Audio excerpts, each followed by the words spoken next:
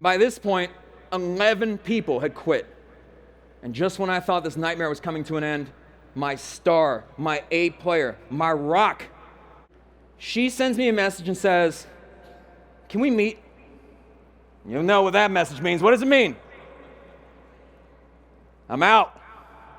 So I sit down with her. She tells me she's leaving. I say, "Why?" And she tells me things have changed at Crisp. They're not fun anymore. I said, "What are you talking about, not fun? We just went to Topgolf. Every day is a new lunch." She's like, "No." And I'm looking at her. She doesn't say anything, and I'm embarrassed to share this. I really am, but I'll just be real with you. I did everything short of get on my knees, and I said, "Name your price."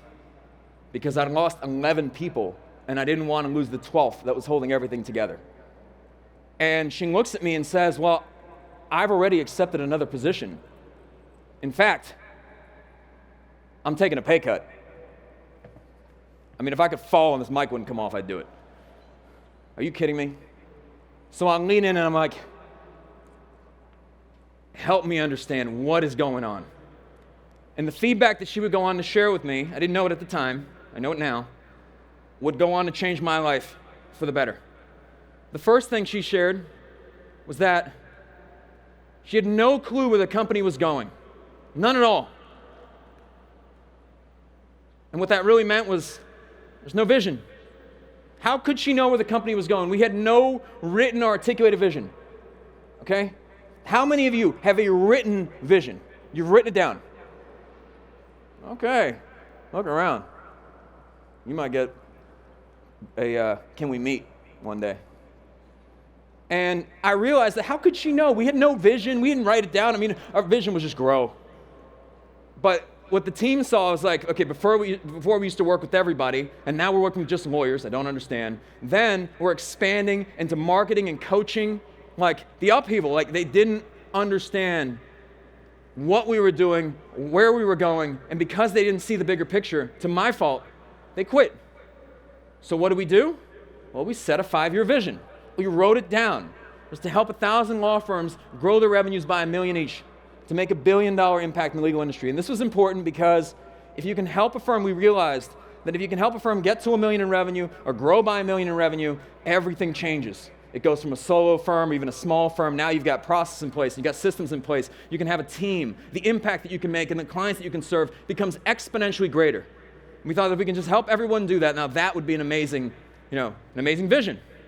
Cool, great. Wrote it down, shared it with everybody. Her second piece of feedback, she's like, she feels like there's always drama.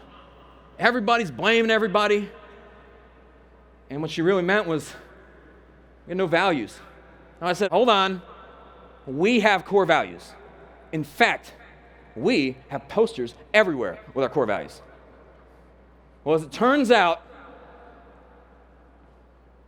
people do not learn from posters. No matter how many you have. I had them everywhere. It doesn't seem to work. So, what are core values supposed to be? Well, the definition is it's the fundamental beliefs of an organization, but really it's, if you look at it, it's like how work gets done, how people conduct themselves, and how decisions get made. And could I honestly say that as a leader, I was making decisions in 100% alignment with our core values? Absolutely not. Things had to change. And around this time, we had just signed the single biggest deal in the history of our company. $1.3 million. Okay? This attorney, who's in this room today, paid up front because they looked at it and said, hey, it's the end of the year, because this was back in November, and he said, I'm going to pay up front because I'm just going to deduct the whole thing. I'm going to save a little bit on taxes. So as we got into February, we learned very quickly that this gentleman, this isn't a picture of them, don't worry. They're a terror. They would be outright disrespectful to our team, would call them names, just abuse them. But it was $1.3 million. And I looked at this and I thought, well, something has to change. Got to lead by example. So I called this gentleman. I said, look, I just don't think we're a good fit. And he said, well, what do you mean? I said, it seems like our values are not aligned, and we must gracefully exit this relationship. And he's like, are you going to give me my money back? And I said, I've already wired it back to you. The first 7-figure check I ever got, I sent it back. And we weren't going to work with clients who didn't align with our values, and we weren't going to work with team members that didn't align with our values. So when you're thinking about your values, what they really are is what you're willing to lose money over.